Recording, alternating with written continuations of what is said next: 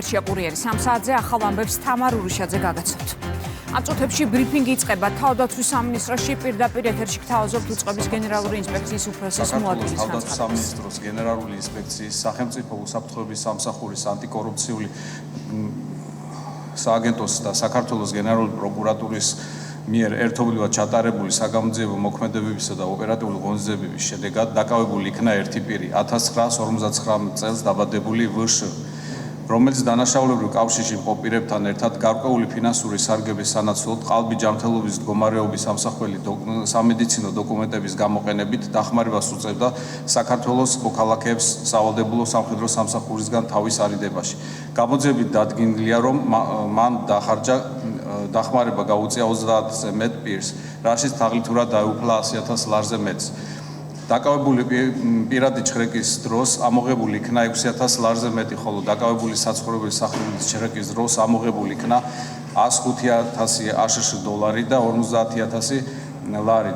ასევე ნარკოტიკული საშუალება მარიხუანა დაფასოებული სახით. ხსენებული სისხლის სამართლის საქმეზე სხვა პირთა გამოსავლენად გრძელდება საგამოძიებო და ოპერატიული ღონისძიებები, რის შედეგადაც შესაძლებელია გაფართოვდეს დანაშაულე პირთა წრე. საქმეზე გამოძიება მიმდინარეობს საქართველოს სისხლის სამართლის კოდექსის 180 მუხლის მეორე ნაწილის ბექვე პუნქტით და 62 მუხლის პირველი ნაწილით, რაც სასჯელის სახით ითვალისწინებს თავისუფლების აღკვეთას 7 წლამდე ვადით. საქართველოს თავდაცვის სამინისტროს გენერალური ინსპექცია ნებისმიერი მსგავსი გამოვლენების მიმართ იქნება უკომპრომისო და იმოქმედებს კანონის სრული სიმკაცრით. მადლობა. თქვენ პირდაპირ ეთერში უსმენთ ბრიფინგს ჯანდაცვის სამინისტროში. ჯანმრთელობის ყალბით ცნობის დამზადების ბრალდები დაკავებულია ერთი პირი, რომელიც უწყებით ცნობით დაახლოებით 30-ზე მეტ პირს დაეხმარა და მან დაახლოებით 100,000 ლარის ოდენობის თანხა აიღო. თავდაცვის სამინისტრომ ცოტა ხნის წინ გავრცელა ფარული აუდიო-ვიდეო მასალა. Söz havalı. Şimdi ben tam bilmem daha. Yok, değil elbette. Kulağız. Bu kadar değil şeydi, korkur değil, bu değil. Birden değil, kanunsuz aynı onlar. Kanun yeridir ki. Değerli sanırım, gidecek orada bırakacaklar. Kanunlu da hamsa. Kanun yeri değil ha. Ben harekette kavrası kimler garip selim olursa. Ha, bari bak bir de gör ne diyeceğim. Böyle sana şoklar geçsem onlardan ben artık alacağım. Ha bala, bak deyirlər. Ha. İndi kulağız. Qədə gələsidir mənim yanıma. Mən də kağızını da aparıram ora. Registrasiya edəcəm. Bir qədə bir el mənim yanıma gəlsə bir yarım saatlıqdan zada komissiya yaparım. Oradan bırakacağım, əllə kağız verəcəm onun. Ne çaq? Kağızlar bir yeri ağır yer ya belə ya elə özləri bilir oradan. Ay sağ ol. 3500 dedin elə deyil. İndi qulaq as. Bunlar mənə yolladılar, dedilər kiminlər verdilər? Mənə qayırım o kiminlər. Yox, dedi o şey qaynanmırlar, bilirlər mən özümə pul qayırıram. Qalanını da 1500'larını da dedilər verəcək dedilər. Bu şey hazır olsun dedi, bilmirlər indi nədir, Qədə gələndə getsin o pulu. 1500'ları. Mən o mürgürcək bilmir yaxşı. Gələrəm yanından. Mən istəyirəm, bilirsəm neçədən çıxıram. Öydən də yazığım gəldi dən. Gəldən özün gələrsə gəl. Gələrəm. At verəm, mən adam atıram. Bilirəm, ayıfdayım. Prosto onlar satdı. Vallah onlar eləyir. Mən nə günahım var. Lazımdır gədə.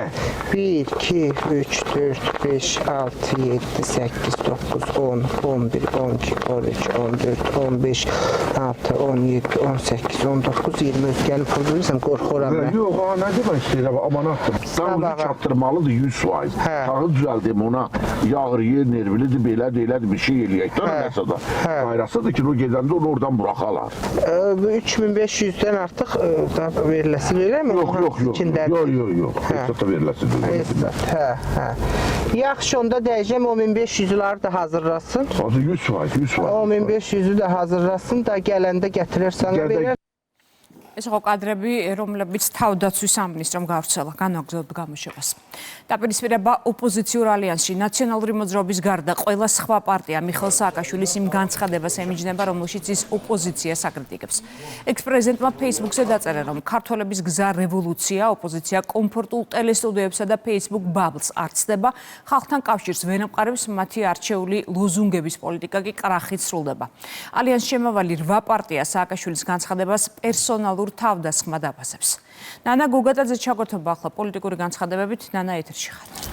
თამარ ჩერგოლეიშვილისა და პეტრე ცისკარიშვილის შემდგომ ოპოზიციურ ალიანსში განხეთქილების საბაბი მიხეილ სააკაშვილი და მისი Facebook სტატუსი ხდება, რომელიც მსჯავრდებულმა ექს-პრეზიდენტმა ციხიდან გამოაქვეყნა და კოლეგა ოპოზიციონერები გააკრიტიკა და მათ ბრალი დასდო უმოქმედობაში და ბრძოლის სტრატეგია დაუწუნა. ეს განცხადება ალიანსის წარმომადგენლების მხრიდან ნაციონალური მოძრაობის გარდა შეფასდა როგორც პერსონალური თავდასხმა და მიხეილ სააკაშვილი დაადანაშაულეს პირობებისა და პრინციპების დარღვევაში. მაგალითად, თამარ ჩერგოლეიშვილმა ღიად თქვა, რომ მიხეილ სააკაშვილის პოსტი იყო თვითგანდიდების ტექსტი და ჩერგოლეიშვილმა ღიად უთხრა სააკაშვილს, რომ თუ მსგავსი რიტორიკით ის საუბარს გააგრძელებს, ალიანსის წევრების მხრიდან იზოლაციაში მოექცევა. თაყვანისმცემლები სხვადასხვანაირად იგებენ ხოლმე თავიანთი კერპის ნათქვამს, მაგრამ ამით ფაქტები არ იცვლება, ხო? თვით განდიდების ტექსტი იყო, ხო? ანუ იქ ბევრი მუხლი დაირღვა ჩვენი წესების. ერთი რომ შენ არ უნდა დააკნინო სხვაები საკუთარი თავის განდიდების ხარჯზე. ერთი ის რომ შენ არ უნდა გამოიცხადო თავი ერთპიროვნულ ლიდერად. ყველამ გააცნობიეროს, რომ არ გაუვა დარღვევა და იზოლაციაში მოექცევა ალიანსის წევრების მხრიდან. შეთანხმების დარღვევას თუ გააგრძელებს ის თვითონ ვეღარ იარსებებს ხო ამ ალიანსში ჩვენი ზომების გარეშეც.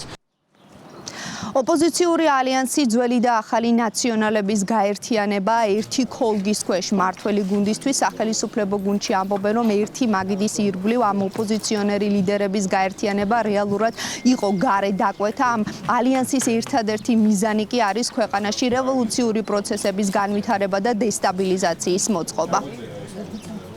სააკაშვილი, ბოკერია, გვარამია ამ ალიანსს არ ქონდა, არ აქვს და არც მომავალში არ ექნება რაიმე პერსპექტივა.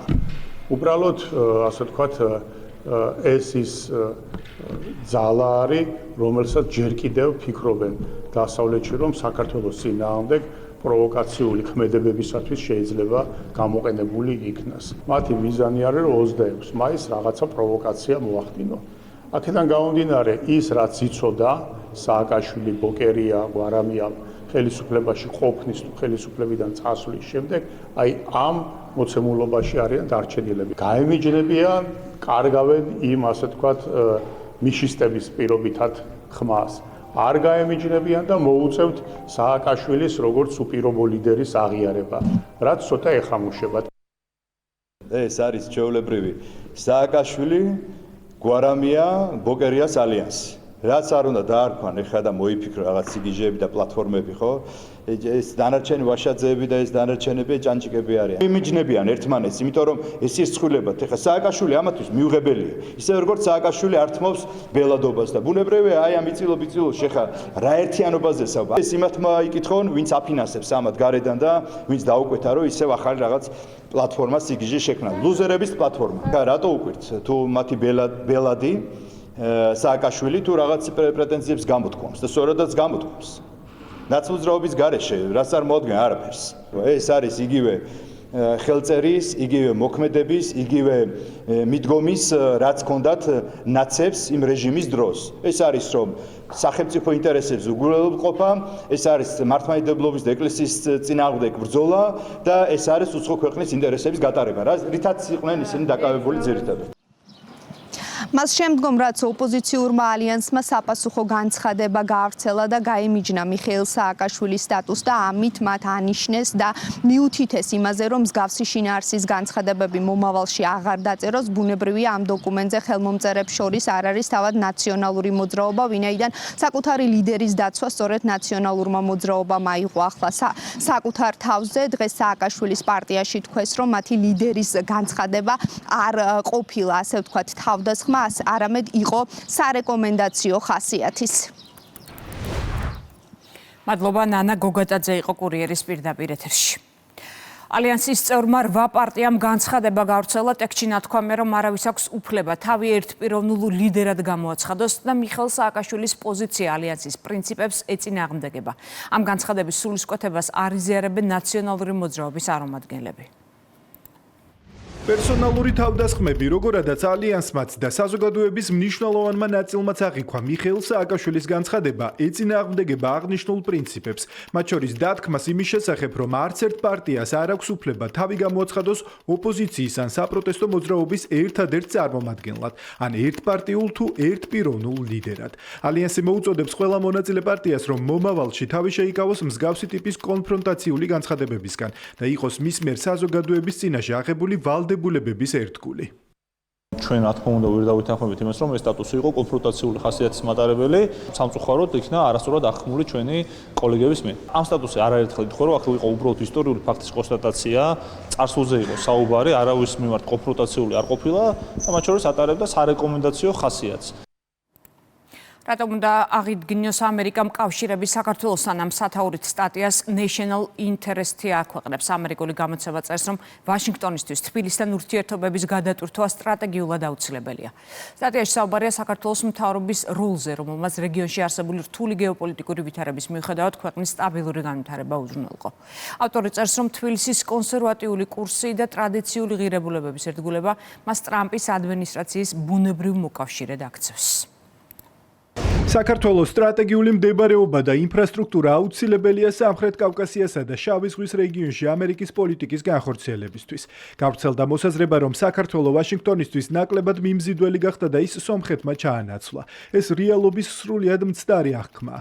ვენსის ვიზიტით სომხეთს რეგიონის ახალი მიზიდულობის ცენტრის სტატუსი ნამდვილად არ მოუპოვებია. ამგვარ დაშვებას აზერბაიჯანის მხრიდან რა თქმა უნდა მწვავე რეაქცია მოჰყვებოდა.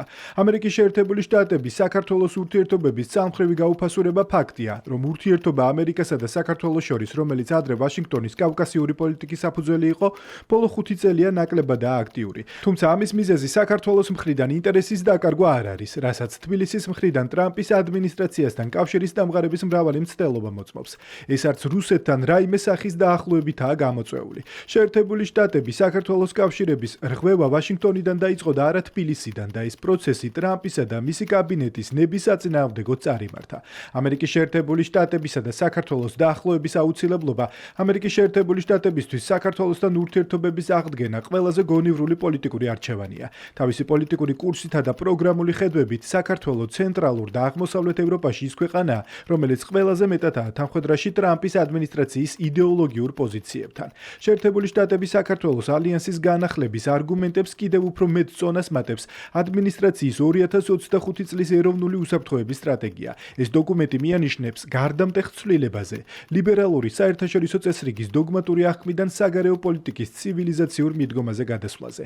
ეს მიდგომა სრულად პასუხობს მმართველი პარტიის ქართული ოცნების მსოფლმხედველობას, რომლის სამი მთავარი საყრდენია: მართლმადიდებლობა, ეროვნული მემკვიდრეობა და სუვერენიტეტის დაცვა ევროპულ და დასავლურ ცივილიზაციურ სივრცეში. თბილისის პოლიტიკა ეფუძნება ტრადიციონალისტურ კონსერვატიზმს, რომელიც ორგანულად ქართულიცაა და ვაშინგტონის ახალ პრიორიტეტებთანაც თანხმედრაშია.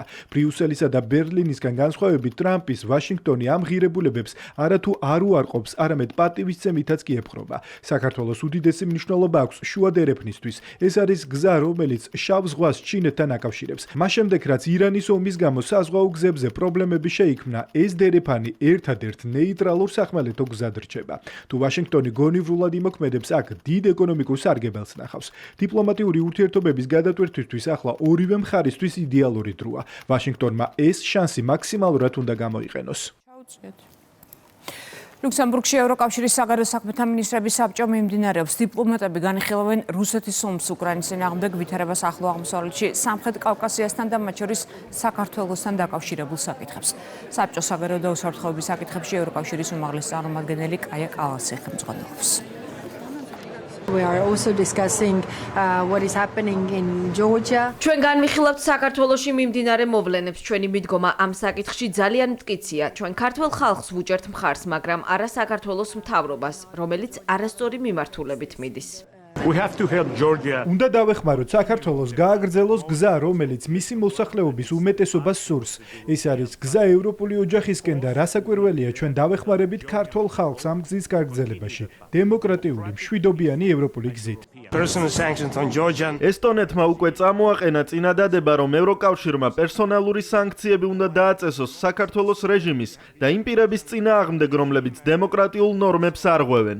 ჩვენ ესტონეთში ამას უკვე ვაკეთებთ.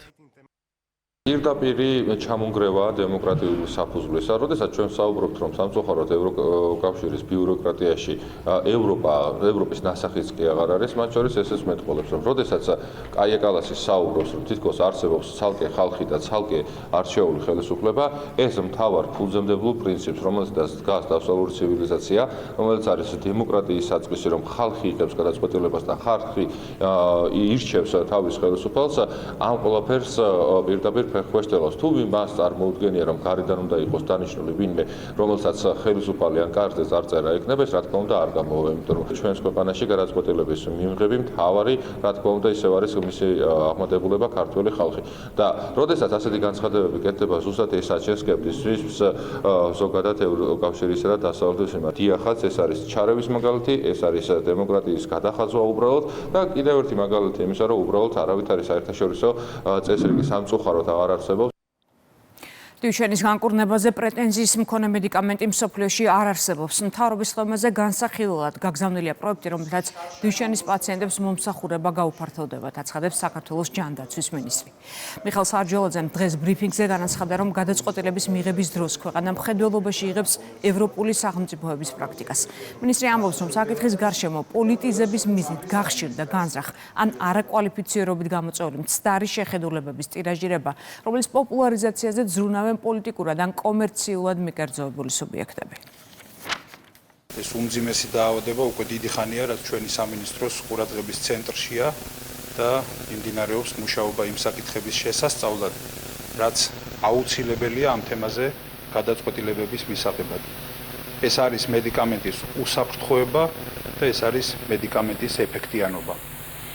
მიუხედავად იმისა, რომ თავად პაციენტების ინტერესებიდან გამომდინარე, ეს არ არის საკითხი, რომელზეც გამართლებულია ღიად და საჯაროდ საუბარი, ჩვენ მაინც ვთვლით ვალდებულებად, რომ საკითხის ირგვლივ საზოგადოებას საჯაროდ მივაწოდოთ ინფორმაცია. მივაწოდოთ ინფორმაცია იმ დროს, როდესაც თემის ირგვლივ გახშირდა საკითხის პოლიტიზირების მიზნით, მაგალითად, ეგრეთ წოდებული ჯანდაცვის სპეციალისტებისა და პოლიტიკოსების განზრახ ან მართლაც დილეტანტობითა და არაკვალიფიციურობით გამოწვეული მცდარი შეხედულებების ტირაჟირება, რომლის პოპულარიზაციაზე ზრუნავენ პოლიტიკურად ან კომერციულად მიკერძოებული სუბიექტები. მიუხედავად ამ თემაზე გამართულ ერთ-ერთ ბოლოდროინდელ შეხვედრაზე დაფიქსირებული ხისტი პოზიციისა, ან წამალი ან არაფერი, ჩვენ უწყვეტად განვაგრძობთ მუშაობას პაციენტთა ნაწილთან და მათი ოჯახის წევრებთან, ვისთვისაც აღნიშნულს მიღმაც მნიშვნელოვანია სხვა ყოველდღიური საჭიროებები. ვემუშავებით ასევე დარგის სპეციალისტებს, სამინისტრო ინტენსიურად გააგრძელებს ამ მუშაობას და გამოიყენებს მის ხელთ არსებულ ყველა შესაძლებლობას კურნალობის ეფექტიანობის გასაზრდელადაც და ყველა სხვა საჭიროებების დასაკმაყოფილებლად. რამდენადაც ინტერესი მაღალია ამიერიდან საზოგადოებას პერმანენტულად მივაწვდით ინფორმაციას ნებისმიერი სიახლის შესახებ, მათ შორის და მაგალითად საქართველოს მთავრობის ხდომაზე განსახილველად გაგზავნილია ცვლილების პროექტი, რომლის შედეგადაც ზოგიერთ სხვა იშვიათ დაავადებებთან ერთად დიუშენის პაციენტებსაც გაუფართოვდებათ ამბულატორიული თუ სტაციონარული თუ კვლევითი მომსახურება. მინისტრმა ისაუბრა საერთაშორისო მარეგულირებლების დასკვნებზეც, რომლის თანახმადაც პრეპარატები კვლავ ექსპერიმენტულ ფაზაშია და მისი ეფექტიანობა მეცნიერულად დადასტურებული არ არის. მედიკამენტი იწვევს იმუნური სისტემის მძაფ რეაქციას. ყველაზე სერიოზული გვერდითი მოვლენა კი ღვიძლის მწვავე დაზიანება, რაც საშიშია სიცოცხლისთვის, რის გამოც ამერიკის სურსათისა და წამლის ადმინისტრაციამ მისი გამოყენება მკაცრად შეზღუდა. მინისტრის განცხადებით, მშობლების მხრიდან მოთხოვნილია კიდევ ერთი მედიკამენტი, რომელსაც ევროპის წამლის მარეგულირებელმა ავტორიზაცია არ მიანიჭა. მოთხოვნილია ერთ-ერთი სახეობა მედიკამენტისა, რომელზეც შარშან ამ დროს რომ წარმართულიყო მსჯელობა და სახელმწიფოს ეყიდა ერთი პაციენტისთვის $3,200,000 ღირებულების ეს მედიკამენტი. დაახლოებით 2 თვის შემდეგ ევროპის წამლის მარეგულირებელი, ეგრეთ წოდებული EMA, იტყოდა მტკიცე უარს ამ მედიკამენტისთვის ავტორიზაციის მინიჭებაზე, ანუ დაშვებაზე. მაგალითად, EMA ამბობს თავის 2025 წლის 24 ივლისის გადაწყვეტილებაში.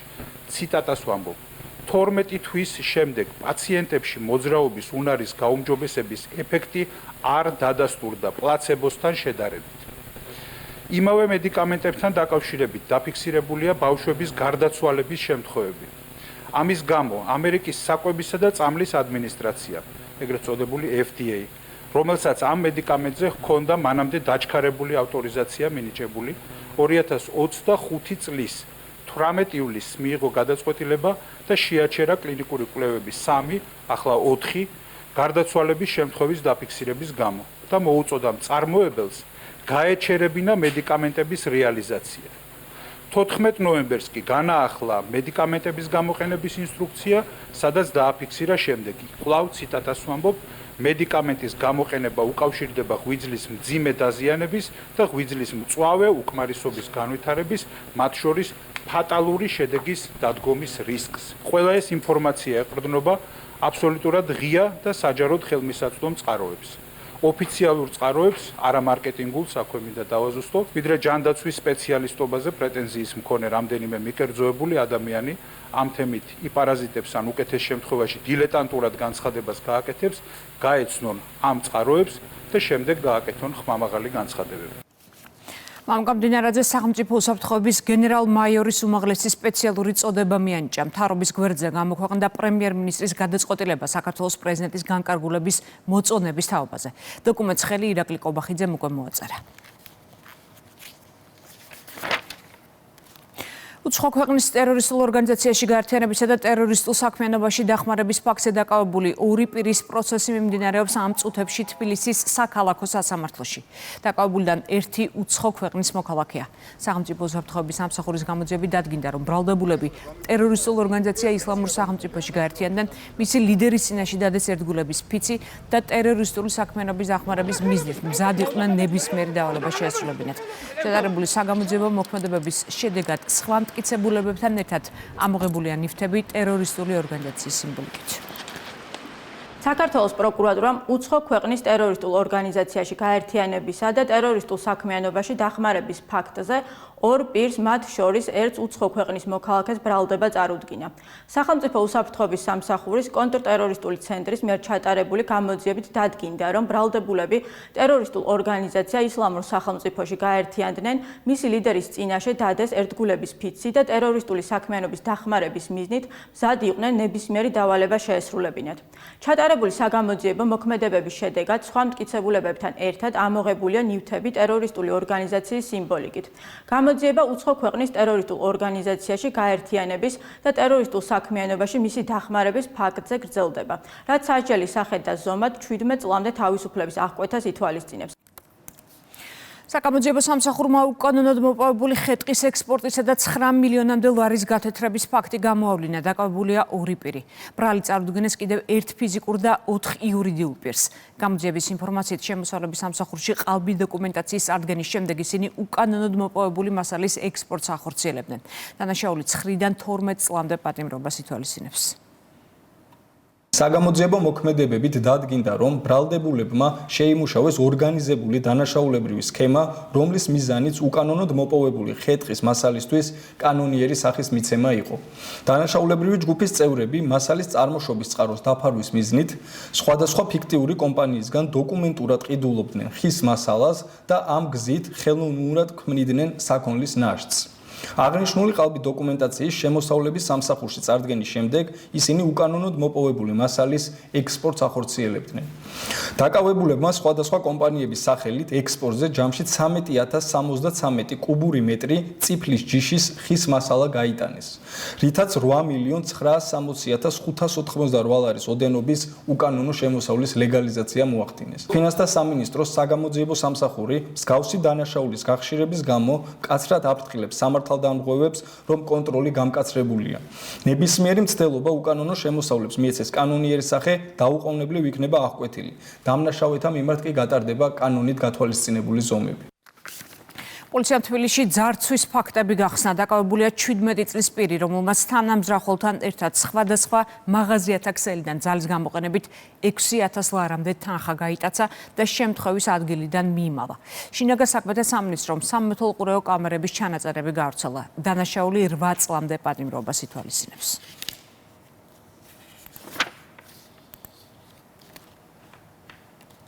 სამპირი დაკავა საზღვრის უკანონოდ გადაკვეთისა და გადაკვეთის მცდელობის ბრალდებით. ორმა პირმა სხვადასხვა დროს საქართველო-თურქეთის საზღვარი საკონტროლო გამტარი პუნქტის გვერდისავლით გადმოკვეთა. ისინი ტრაილერში იმალებოდნენ. ერთი კი საქართველოში შემოსვლას აზერბაიჯანიდან ცდილობდა.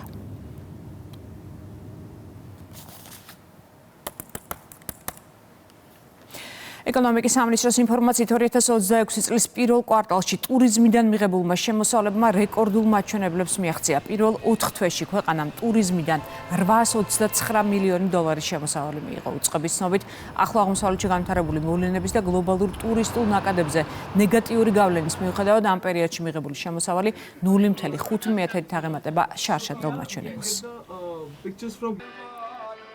შეჯამდა შემოსავლების მაჩვენებლები და დაფიქსირდა რეკორდული ზრდა. ეს არის დაახლოებით 830 მილიონი $ASH ჯამურად გენერირებული შემოსავალი ტურიზმის ინდუსტრიაში და აქ მნიშვნელოვანია ხაზი გაუსვათ ბაზრების დივერსიფიკაციას კიდევ ერთხელ, რაც წარმოადგენს ჩვენი პოლიტიკის ერთ-ერთ ფუნდამენტს ტურისტთან მიმართებით.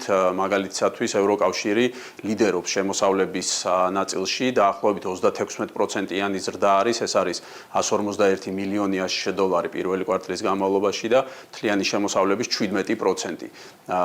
თურქეთის წილი არის ასევე მნიშვნელოვანი, მეზობელი ქვეყნის, რომელიც დაახლოებით შემოსავლების თითქმის 15%-ს აგენერირებს. დაიწყო ანაკლია განმუხურის საკურორტო ზონის განვითარების სამუშაოები. განახლდება ანაკლია განმუხურის ტურისტული ზონა. 65 ჰექტარზე გათვალისწინებულია მრავალფუნქციური საზოგადოებრივი სივრცეების განვითარება, საფეხმავლო და ველობილიკების მოწყობა და ანაკლიისა და განმუხურის დამაკავშირებელი საფეხმავლო ხიდის განახლება.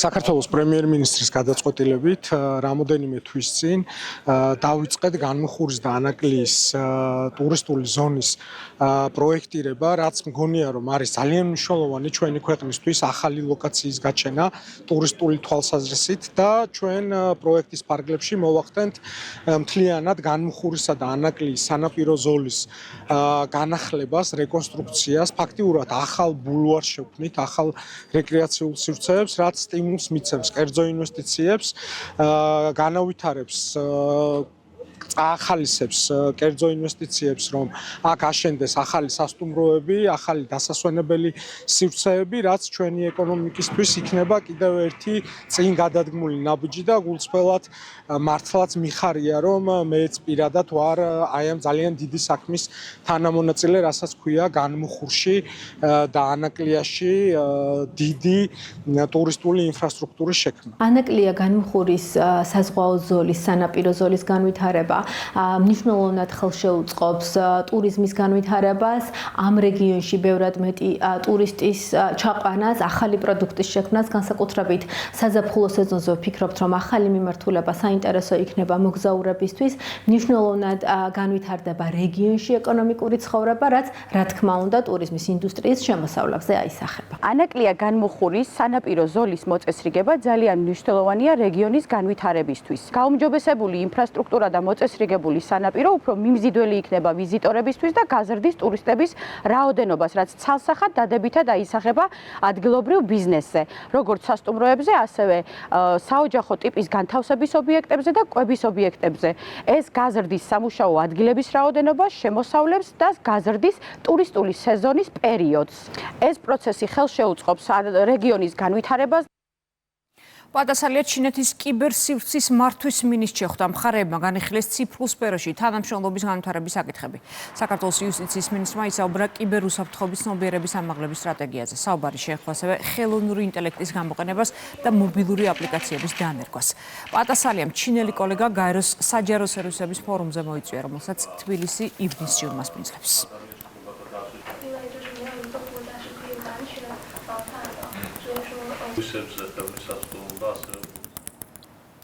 გრძელდება კულტურის მინისტრის სამუშაო ვიზიტი საფრანგეთში. თინათინ რუხვაძემ ლევილის ქართველთა მამულში სარეაბილიტაციო სამუშაოები დაათვალიერა. ამ დროისთვის მამულში სამუშაოების მნიშვნელოვანი ნაწილი უკვე დასრულებულია. მიმდინარეობს პარკის ინფრასტრუქტურისა და ელექტრომომარაგების პროექტი.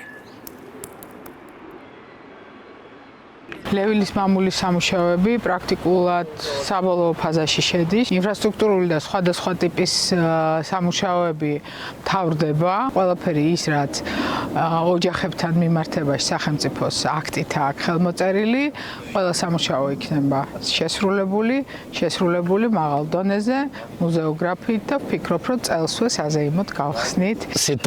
ჩვენთვის მნიშვნელოვანია, რომ საქართველოს მთავრობამ გადაწყვიტა ლევილის შატოს რეაბილიტაცია, იმიტომ რომ ჩვენ ამას ვერ შევძლებდით.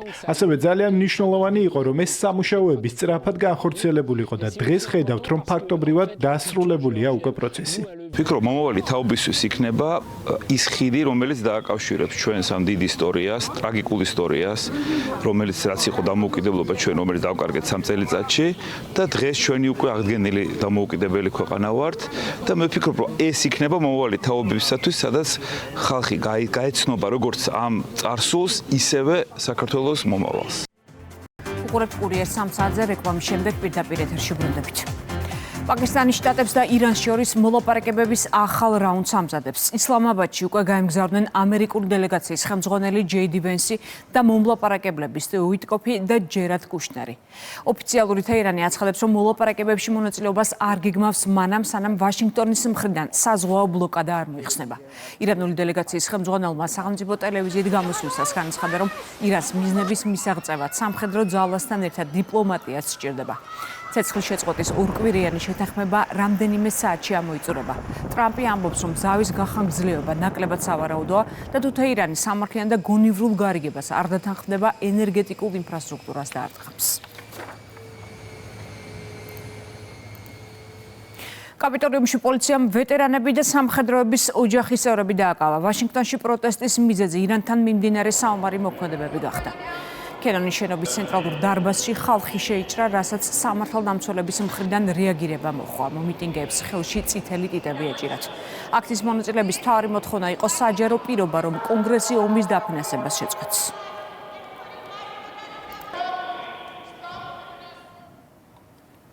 უნგრეთის მომავალმა პრემიერ-მინისტრმა პეტერ მადიარმა უკრაინის პრეზიდენტს მოუწოდა უახლოეს დღეებში დრუჟბას მილსადენით რუსული ნავთობის ტრანზიტი განაახლოს.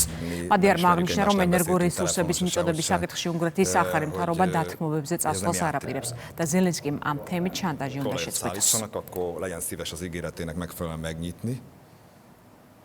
ბათუმში ძალოსნობის ევროპის ჩემპიონატი მიმდინარეობს. ამ ეტაპზე საქართველოს ანგარიშზე 2 მედალია. 60 კილოგრამ წონით კატეგორიაში ატაცში გოდერძი ბერდელიძემ 125 კილოგრამი დაძლია და ოქროს მედალი მოიპოვა. რამინ შამილიშვილმა კი ბრინჯაო აიღო. ტურნირში 45 ქვეყნის 350 ძალოსანი მონაწილეობს. კონტინენტის პირველობის გახსნას სპორტის მინისტრი დაესწრო. ოფიციალურად გაიხსნა ძალოსნობის ევროპის ჩემპიონატი და მინდა მიულოცო სრულიად საქართველოს ბათუმლებს, იმიტომ რომ მთელი ევროპის ყურადღება, ძალოსნების ყურადღება დღეს ბათუმზეა გამოტანილი. ამ ევროპის ჩემპიონატზე უპრეცედენტო გუნდები მონაწილეობენ, 45 გუნდით არიან წარმოდგენილი ევროპის ქვეყნები და დარწმუნებული ვარ, რომ საქართველოს ეროვნული ნაკრები ისევე მაღალ დონეზე იასპარეზებს ამ ძალოსნობის ევროპის ჩემპიონატზე, როგორც აქამდე ბევრჯერ გაუხარებიათ ქართველი გულშემატკივარი. ჩვენმა სპორტსმენებმა დღეს გვასახელეს მოგეხსენებათ გოდერძი ბერდელიძემ და რამინ შამილიშვილმა ოქროს და ბრინჯაოს მედალი მოიპოვეს და დარწმუნებული ვარ, რომ ჩვენი სპორტსმენები, ვინც არიან დარჩენილი საასპარეზოს გამოსასვლელად, აუცილებლად გაგვახარებენ. ჩვენი სპორტსმენები თავს არ დაზოგავენ იმისთვის, რომ უფრო მაღალი სინჯის მედლები მოიპოვონ და დარწმუნებული ვარ, რომ ევროპის კონტინენტის პირველობა წარმატებით ჩაივლის. ეს არის საუკეთესო ევროპის ჩემპიონატი ძალოსნობაში, რაც კი ოდესმე ჩატარებულა. გულწრფელად მსურს მადლობა გადაუხადო სპორტის მინისტრს. საქართველოს საოცარი ქვეყანაა დიდებული სტუმართმოყვარეობით, რასაც ევროპულ ძალოსნობაში ქართული მასპინძლობა ჰქვია. ოფიციალურად გაიხსნა ახალგაზრდული ოლიმპიური ფესტივალის ბათუმის ოფისი. ეს არის პროექტი, რომელიც მთელ საქართველოს აერთიანებს. ივნისის დასაწყისში ბათუმი 1200-მდე მოზარდს უმასპინძლებს. 14-დან 17 წლამდე ასაკის სპორტსმენები 12 რეგიონიდან ჩამოვლენ, რათა სპორტის 17 სახეობაში საკუთარი შესაძლებლობები გამოსცადონ. გახსნის ცერემონია ახალ საფეხბურთო სტადიონზე იქნება, ფესტივალი კი ბათუმის ბულვარში დაიხურება.